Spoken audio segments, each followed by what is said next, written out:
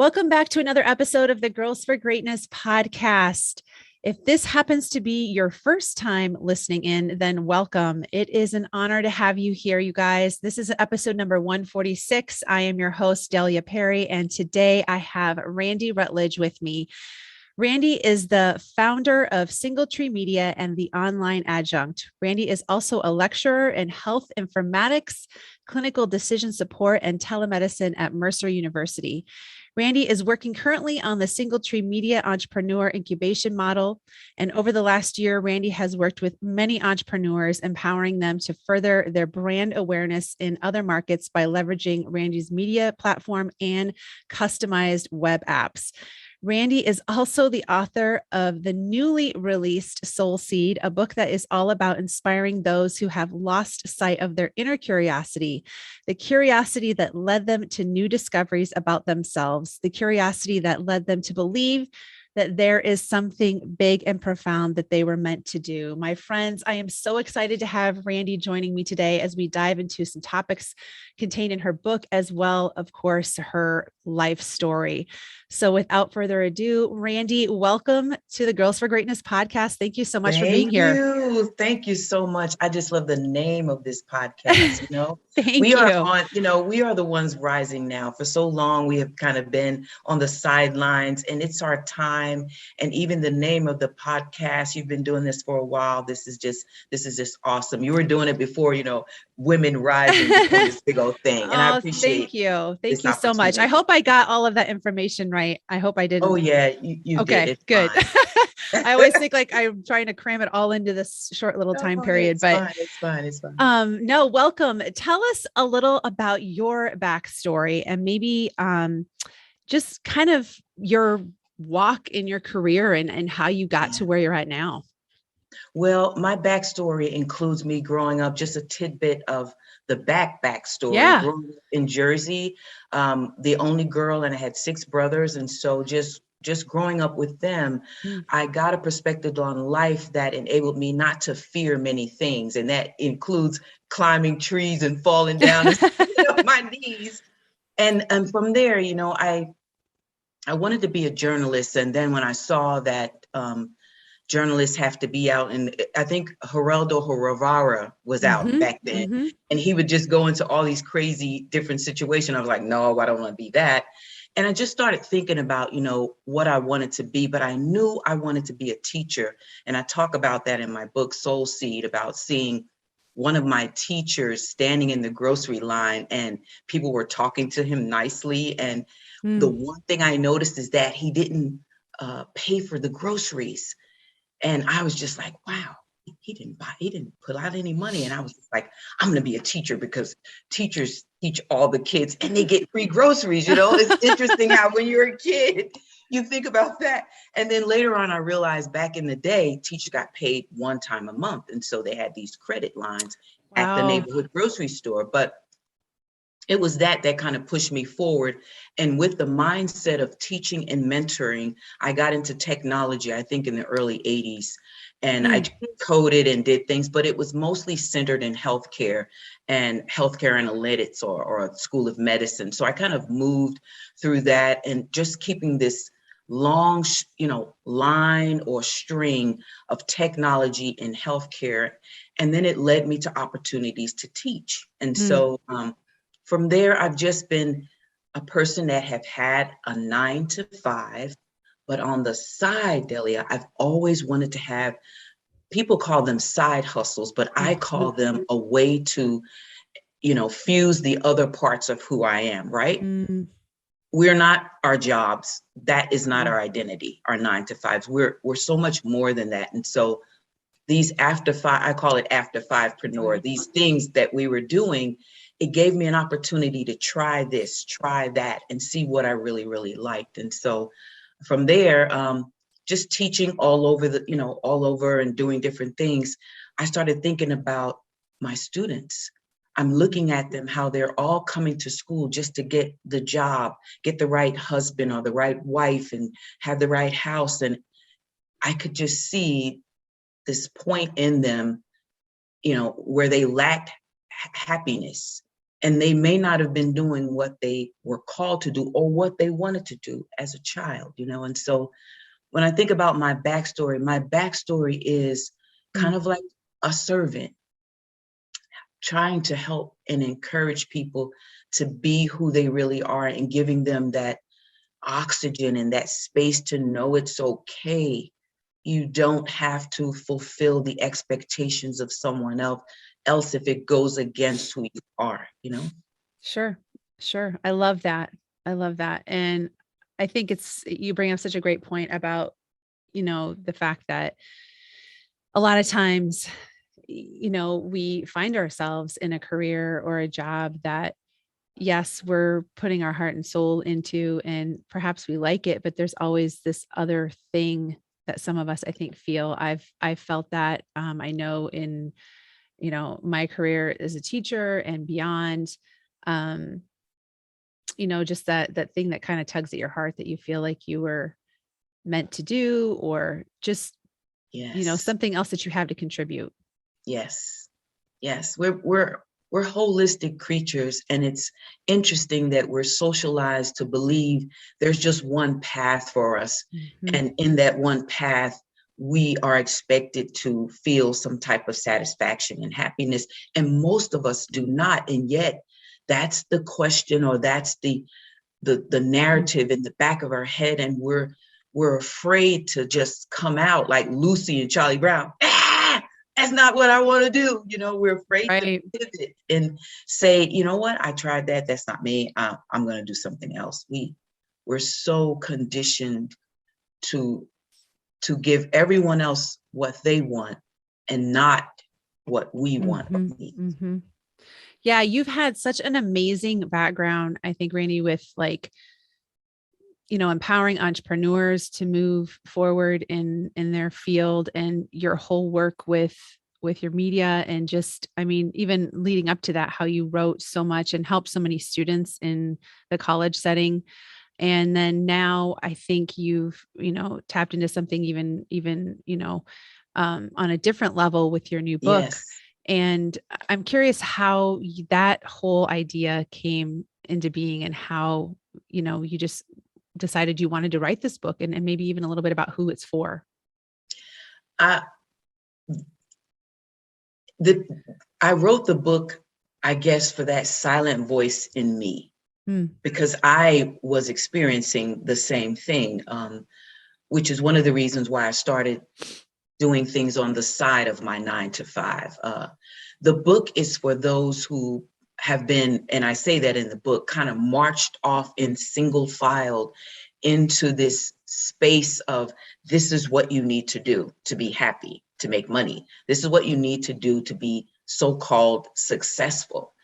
And I wanted people to know this book is for the person who believes that they have something else inside to offer to the world as a community, and they want to define what success looks like.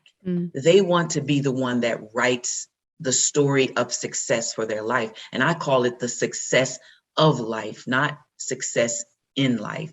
And the success of life is, we're not a seed like a plant, where when you put a plant in the ground and you do everything you need to do, you can see it growing. The style or the approach of growth for a plant, you see a nice root, you see plants and branches and all that. But for us as humans, you can't see that. So when you look at the book, you see I'm showing the heart and the growth of that soul seed in the book. And you see this little wiggly line on the book. It's that growth and energy. And you see the crown is like a tree. What I'm really saying there is, you have growth that no one can see your tree. It's the soul seed. No one can see how you grow except by the way you demonstrate, the way you talk, the way you show your love, the way you show your happiness. That's really the growth and the success of life. It is not the wonderful house, that you went to this certain college, that you did this, that you made this amount of money, because we're so much more than that, Delia. And we're going to leave all that behind when we transition from this body, right? Right. I love that. So what do you mean by the word soul seed? Can you explain that just a little bit? Yes, I believe we are a soul and this soul is inhabited in this body. So I liken the soul as the soul seed sent to this reality to grow. To, and you start out as a baby, you're growing, and you're in this body. And so I liken it as it's our way of growing in this reality. That's what it is. We have a soul. That's what's sent here. That's our seed. And we use that to grow. And inside of that soul seed are inherent talents and gifts. You just don't, even though you're a baby, you just don't come here blank with nothing. Like you come here with something inside that is uniquely you, right? And your whole life, you're trying to demonstrate what that is. It's so true. That's so true. I love that. And it's just a great description of I think just, like you said, the fact that we all have our own unique gifts and talents and greatness that we have been endowed with. And, it's really tapping into that. And, yes, I feel like there's this transition, and maybe you disagree, but that it takes place when we're growing, even through the college years. I can say, excuse me, my definition of success or what I thought I wanted was one thing. And as I've gotten older and matured and had different life experiences, I feel like that whole thing has shifted. And it's almost like you end up coming back to the fact of, who am I and why was I put here? And who, what qualities did I possess at that young age that I could see within myself that now I can impart and give back? You nailed it. You actually nailed it. And I think it takes the growth and maturity to move you away from what you were socialized to think in school. And I don't say socialized in a negative way. Right. There's just this pattern that we are given in this life and in this civilization that we all follow. And that's not unique at all. Everyone's doing it. It's only unique if you go to school with a hat and they tell you you're not supposed to do that. It's only unique if some parts of you are breaking out. And then normally that uniqueness is looked at in a way like you're not following the directions or you're not following what we should be doing. So, and sometimes that uniqueness is looked at in a negative way, but it shouldn't. We are we're individuals and so unique. And I just love seeing that in little children. And I love when adults move back to that because they're so much, they're happy, Yeah, that's so true. They're happy. That's so true. That's so true. One of the phrases that I liked that I read just when I was looking through your book, and I'll for sure you guys have that all linked up about how you can find that on Amazon. But and one of the things I think that was also on your website was a quote that you said that was, you can't follow the crowd in your personal journey at the same time, or it was something along those lines. Yes. And I'm just curious if you just, could explain that and what your take is on that and what you meant by that, because I think that's pretty profound. Oh, yes. Well, the crowd would tell you, in my experience, when I was young, growing up in Newark, New Jersey, it was a rough childhood. And my parents got divorced when they were 5. My dad and my mom were very young when they got married. And so I was trying to figure out, how can I be successful? A child that is sometimes living with her dad and sometimes living with her mom. And so I started looking at what is success. What are people doing? And that, in my mind, at that age, is you go to school, you get good grades, you stay away from the wrong people, and you just follow this path. But what I found was I couldn't be who I was following that path.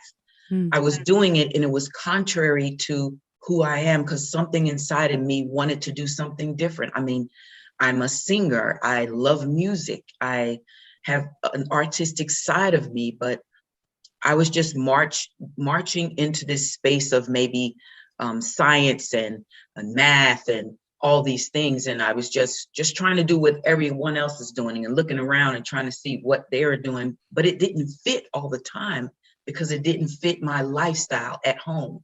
And so my journey was taking me somewhere else. And so I did get an opportunity to get a scholarship by doing all I could at Rutledge University. And I graduated high school at 17. And then the scholarship was ended after the first year. And so when I talk about my journey, I knew there was no space for me at home. And I don't know if people probably in your audience, when they're young and 17 and 18,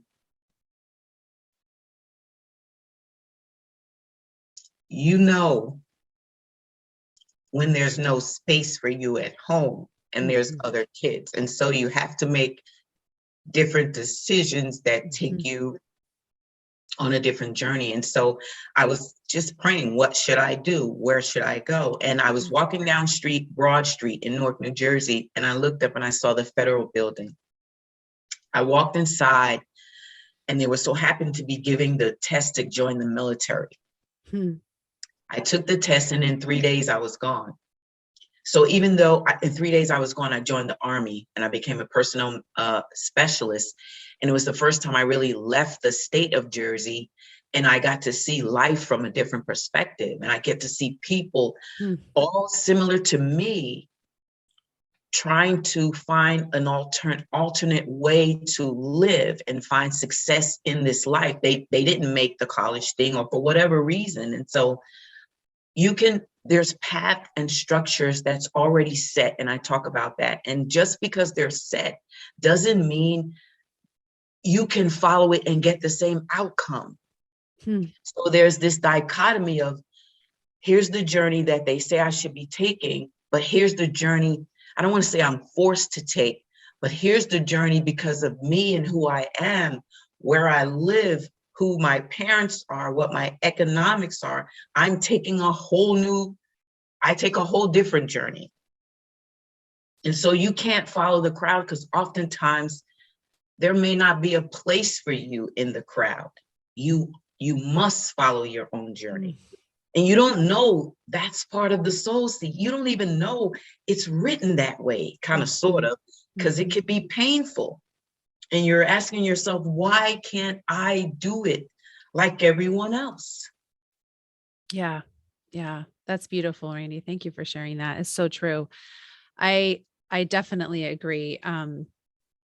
I think, you touched on two things. I mean, I just listening to you say that, I think that as parents, so many times we want to have our kids fit into the crowd or fit into that mold and follow that structure. And I mean, I think there's certain things that are in place that are good, but it's also, I think, beneficial for us to remind ourselves as parents that, our kids are individuals. They're not us.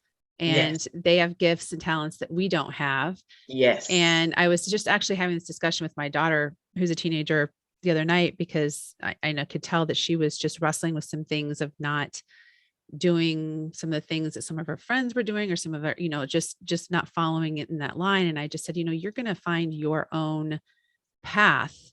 And, it's something that you have to figure out. And that doesn't mean that you have to conform or do things the same way that everybody else does it, or, it's just, it's this process, so we have this process growing up, but then also, as you referenced, I think about us as adults, and I think it's also really easy for us to get stuck in that I have to follow the crowd mentality, whether it's keeping up with, what so-and-so is doing or how so-and-so is living, or even just feeling like, we're in a place where we feel stuck, or we can't move forward because this is where we are. And this is just the way it's been laid out. Whereas I one of the things, I hope people take from this show is that, that's really not true. I mean, you always have it within yourself to create change and to direct your life in a different path. And, every day is a fresh start. Every, Yes. moment is a moment to make a different decision. And, it's sometimes I feel like that's easier said than done, but it's still, I think, a truth that we often forget. Oh, yes. Well, there's a lot of fear there. But when the will to change is greater than the will to stay the same, you will launch out and you will take that risk. And what you think is a risk is just on the other side. You just don't know all the details about it, and you just don't have all the understanding, but it's not as much as a risk as you think. It's just a change from where you sit right now, Right. and people fear that, they fear getting out of a comfort zone or doing something new. And then when you do it, you're like, you look back at yourself and you're like, girl, Right. you should have been done that, right? That's so true. That's so true. Well, That's you so true. keeping me, you tell yourself, you're keeping me hostage, right? That's so true. That's so true. Did you feel like this book was something for you that you've always had within you that you've wanted to put out? I mean, maybe not necessarily about this topic, but maybe as a writer or just as communicating, what you've been through, what you've seen. I'm just curious how, for you personally, this is what this has meant to you. This has been my narrative. And I've said these types of things to my students over the years. I've said it to my children. I've said it to my grandchildren. And I just felt like I needed to put it in a book to let people who come to this crossroad know it's okay that you're standing right here now. This is not this big monumentous thing that you have put a construct in your mind to think that it is. No, you're finally saying, I am this individual. I'm just tired of walking this path. I'm tired of, listening to other people's expectations. I'm tired of, looking at the past. You want to be who you really are. So in essence, it's kind of crazy, but your soul seed is speaking to you and it wants to come alive. And it's what's gnawing at you. It's saying, I was sent here for you to be great in yourself as you are. And you've just been pressing me down. And as you transition into older ages, who knows how much time you have left. And so it's giving you that nudge. Come on, be who you are before you leave here. Show yourself this blossom, this love, this talent, this grace you have. Show yourself, not to the world first. Show yourself to you first. Because that's the biggest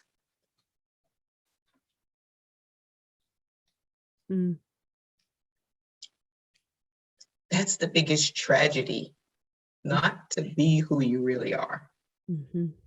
Yeah, I totally agree. How do you think we tap into that, start to tap into that? I mean, I know that there's people who are listening or thinking, yes, amen. That's so me. This is exactly what I need to hear. But I don't know how to start to shift into that space of being who I truly, was meant to be or want to be. I talk about that on here a lot. I can tell you it's not easy. And it can be hard and it's extremely emotional. You see that at certain points I cry because I am free now to talk about these things. How do you get to that point? You have to ask yourself the hard questions. It's you and the mirror. It's you finally allowing all the hurt that you have experienced trying to fulfill expectations that you could not fill, living a life that was truly not yours, and yet you continue to do it every single day, going to sleep knowing that you're not really being true to who you are, or that you just keep pushing yourself away. You keep twisting and contorting to be someone for this person and a different person for that person. You have to sit down and you have to tell yourself the truth about this whole thing. And it doesn't have to be the world, it's just you, and reflect on it. And you have to express it to yourself, and you have to decompress and let it out. You have to let it out, even if you're hollering at yourself in the mirror. Why did you make me do this? It's you and you. And when you get free of all these things that you thought was the way you should go, and you thought you were doing the right thing, but you knew in your heart you were not, when you finally express those things to yourself, you might cry for days, or you might, if you know, want to punch or do a lot of exercise, whatever you do, get that aggression. Right. And then you will feel a freedom you have never felt before. Your shoulders will go back. You will just let out this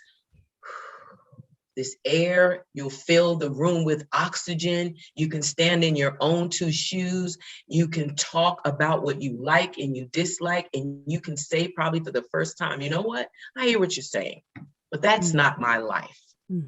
That's not how I do it. And I'm not going to do it. I'm not going to do that. I don't want to do that. And I'm not going to do it. Yeah, that's so true. That's so true. I think one of the things that I'm realizing, you know, and I think you touch on just in what you said, Randy, is that, you know, one of the most important relationships that we have is the one with ourselves. Yes. And, you know, that's something that is so easily forgotten. Yes. And so easily, I think, just swept under the rug or swept to the side, pushed to the side, you know, and, you know, it's not an easy thing to do, to stand in front of the mirror and to honestly look at yourself. And I'm not talking about physical appearance. I'm talking just about, you know, standing there and really questioning who you are and, you know, what you're doing with your life. What do you really want to be doing with your life? All of those things. You know, have so much value. And, you know, I encourage everyone to take that time, because as you said, you know, none of us, and I've said this before, none of us obviously have a guarantee, and we don't know, how long we have on this earth. And, there's really no greater way to be than to be living in your true essence and your true self. You owe it to yourself. You owe it to yourself. Yeah. You owe it to yourself. Yes. So true. So true. Love that. Love that wisdom. You know, one of the things I like that I mentioned in the intro is the word curious. And I know you mentioned that, you know, about your book too, is to stay curious about yourself. And I'm curious, I started to say it again, for you, you know, what that has been like, and how you're continuing to stay curious in your own life. The curiosity for me is, it all kind of stems from continuing to learn. Because right now, with everything that's going on, I'm actually in a master's program in a school of medicine here in Florida, because I wanted to increase my skills with what's going on today, technology and all those things. So I'm in a program for healthcare and data analytics to make sure that I can teach my classes better. So I'm curious about the things I'm curious about, learning and being better in my after fives and my 9 to 5. So curiosity for me is, I'm always observing myself, number one, and then observing my surroundings and observing the way the world is shifting. And I find through those observations, it kind of taps into a deeper level of curiosity. I want to learn something about that. And then I might go on a campaign of learning, and then I'm just like, oh, I don't like that, you know, and then move on to something else. So in essence, for curiosity, for me, it's a quest of learning. Sometimes it's learning about myself. So for example, being in the military, you exercise, but you have kids, and then your body turns left and you're like, how would I get my body back? So, I'm exercising.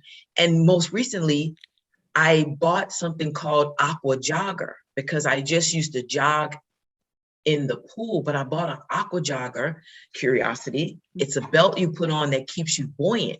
And within 1 month of jogging back and forth in my pool, I lost about 3% body fat. And I was just like, that's interesting. I've been lifting weights and then I get in 1 month and, body fats. And so that curiosity of, trying to do things better, improve, learn, whatever, it helps you, just do other things that make you better, Yeah, I'm a huge proponent of always being on that track of getting a little bit better and moving yourself forward. I think that's such a huge part of fulfillment and joy in life is when you are on that path of being a lifelong learner. And that's not to say that you don't acknowledge where you're at and how far you've come, but just realizing that there's always something,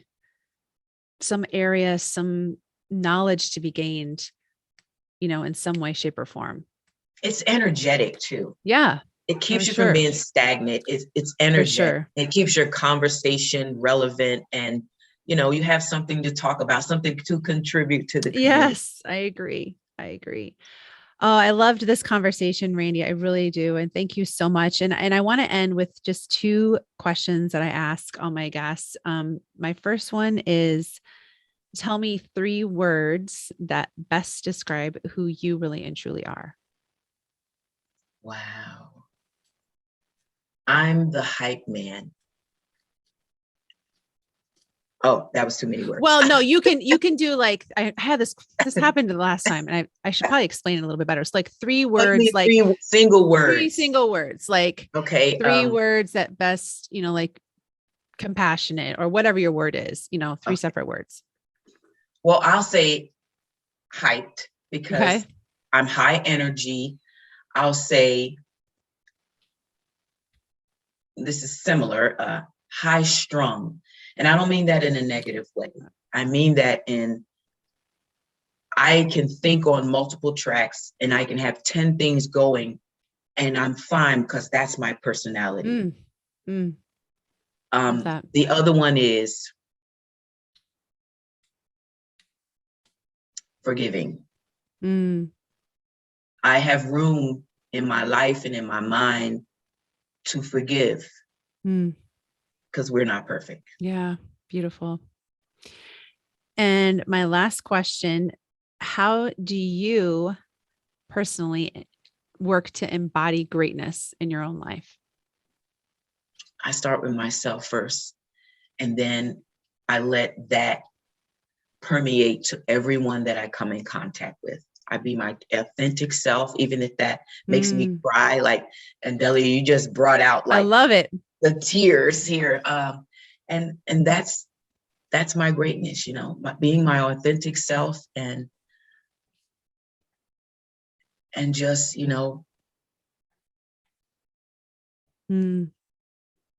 being a friend, I say, Yeah, I love it. Randy, thank you so much again. I've so loved this conversation. I thank you for just sharing your heart and your true authentic self, as you just said. Thank you. Such wisdom and such great things that I know I've taken away. And I know those of you listening in as well. And, congratulations again on your book. And I know that what you have to offer is just so needed in this world. And just really appreciate you sharing your light and your wisdom and, just who you are with all of us today. So thank you for being here. Thank you so much for allowing me to be on your wonderful podcast. And you are just a splendid host. Thank you for tugging at who I am and enabling me to share that with your great audience. All right. Of course. Thank you so much.